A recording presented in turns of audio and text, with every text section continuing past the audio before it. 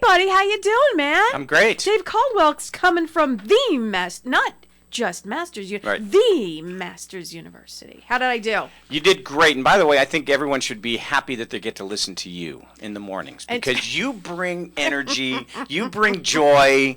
I think that's fantastic, and everyone should be happy that they're listening to you right now. You are so incredibly kind, and I love the great words. You, sir, have had quite a year. Yeah. You are the sports information director at the Masters University. And boy, what a year you have had. First of all, I must mention the pedigree. You've had quite a career before the Masters University. Awards all over your mantle. Tell us you're being humble, and I love that. But tell us a little bit about, you have a lot of awards for what you do. What does your mantle look like? Well, right now it's empty because things got repainted over the weekend, but... No, it's very kind of you, yeah. But normally, no, it's very kind. You have, it's all about, it's about your voice because you've done so much calling, right, for games and whatnot. And I have to tell you, that is a tough job. You know what? I don't have to tell you. I'll tell our listeners, that's a tough job because it's fast. You have to know the players. You kind of have to read their mind is where they're going and to be able to call. Am I correct? Well, yeah, and it does, it's funny. I often will talk to students about doing play-by-play, and what I'll tell them is think about an iceberg. And an iceberg, 10% of the iceberg is above the surface of the water, and that's what you see. 90% you don't see. That's kind of like what the job is like doing play-by-play because the game itself is the top 10%. The 90% that you don't see that's below the surface of the water is the research that you do leading up to the game, the contacting of coaches, talking to players, doing whatever you can to try to glean just a little bit more information because your ultimate goal is the person that is listening or watching the game. You want them to get as much out of this experience as possible about the game itself. And that puts players who are scoring in a certain number of points or they're running for a certain number of yards per carry or whatever it may be, helping to put it in context so the viewer or the listener can have a better experience and understand the process a lot better. When you do calling on radio, or at least in the past, the best commentators I've heard, if I'm driving along and I'm listening to a Dodger game, whatever game is in the car, the best ones make me actually picture what I can see it happening. Mm-hmm. And I think those are phenomenal, and it's such a hard thing to do. Years ago, I'm wondering if you saw this on TV. Mark and Brian had a TV show for about 5 seconds. Yeah, I remember right? that. I remember back in the 90s, yeah. Yes, and they The tried Adventures this. of Mark and Brian. Yes, and they tried to do... I believe it was a football game. It was a football game, and they had cards of the players and all this stuff, and they studied and studied and studied, and still it was really tough. Even being in the radio business where you use your voice all the time, you have to have a lot in that noggin going on, and you have to predict the future. Yeah, and I tell students right now when I get a chance to talk to them, I say read and read and read. Build up your mind, build up your brain, build up your vocabulary. Don't just read sports biographies and sports books and the box scores in the morning paper or whatever it may be. Read other things because you want to be able to have a great command of language. Yes. And so when you're trying to describe something to someone on the radio, you want to be able to have a great command of language. And that just doesn't come. No. I mean, for some people, maybe, but it just doesn't happen. And so I think that alludes more to what you're talking about, being able to create that picture in your own mind of what's happening. Absolutely. There are some that are just masterful at being able to do that. But I think it comes with having a great command of language and a great understanding of human condition and being able to put into context what they are seeing. What brought you? So let's fast forward. You worked for ESPN, Fox Sports West. You did. I mean, the resume that I was given is pages long. That you are just this amazing play-by-play sportscaster. Also, KHTS. Let's not forget KHTS back from day one. back in the day, Even before it was KHTS. what was it? But wait, what was it, you guys? So there was KBET, but I never was KBET. It was after that. But it was after that. There was a period when it was Extra Sports, so it was part of the Extra Sports network, and then it was part of KISS FM's network. Boy, So, and yeah. you were a part of it. Yeah. Back in the day. Yeah. So what brought you? Let's fast forward to now, being the sports information director at the Masters University. What brought you to the Masters University? So for the last 12 years, I've also been calling games at the Masters. And even before that, I was calling games at Cal State Northridge, basketball, baseball. So, and before that was the Masters. So over 20 years ago, I was calling games at the Masters. The athletic director at the time, Steve Waldeck, he had asked me if I would want to come in and do it. And since it's so much closer, I like the mission that the school is on. I said, absolutely. So I've been over there since 2011 calling men's volleyball, men's and women's soccer, men's and women's basketball, baseball.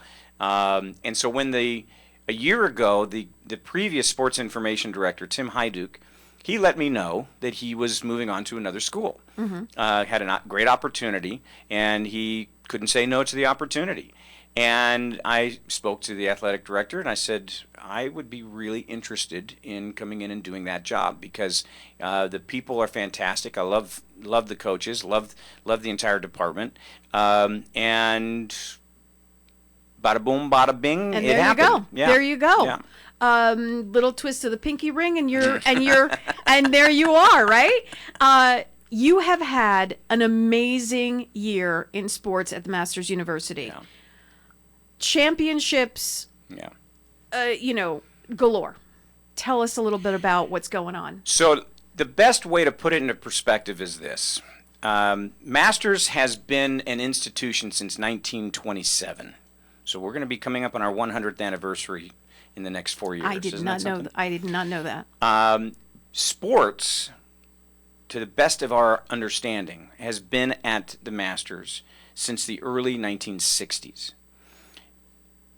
In that time, from the early 1960s until the beginning of this year, Masters athletes had won 5 NAIA national championships. No team has ever won a national championship. One team got close.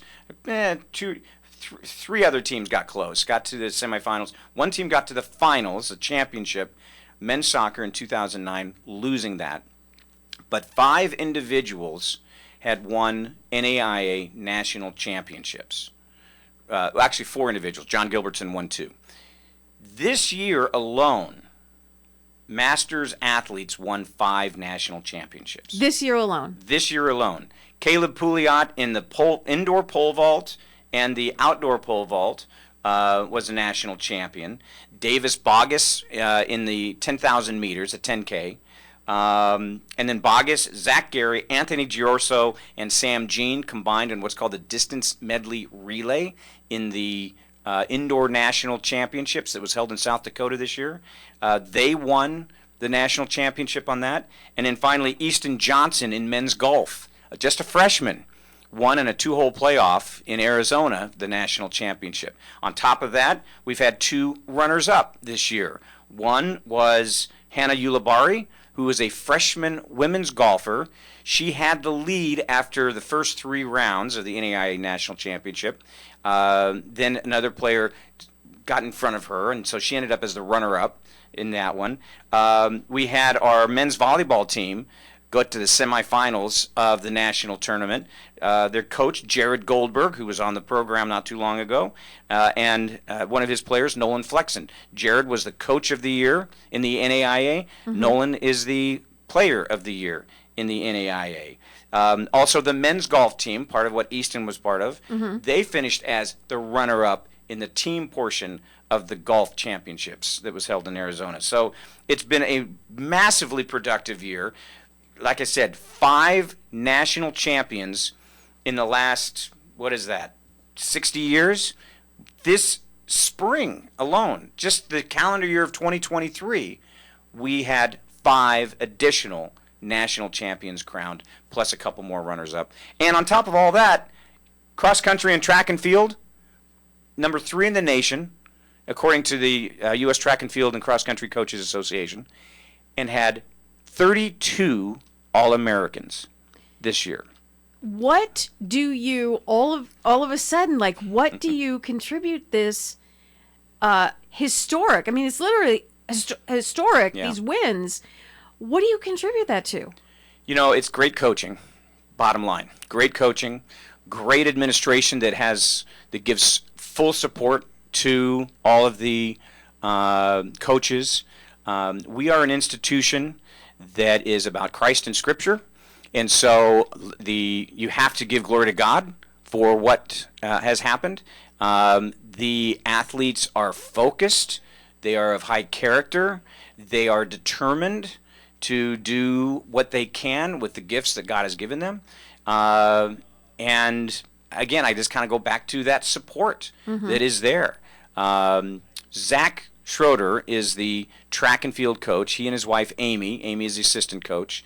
Zach has been the conference coach of the year for the last 13 years in a row for men's track.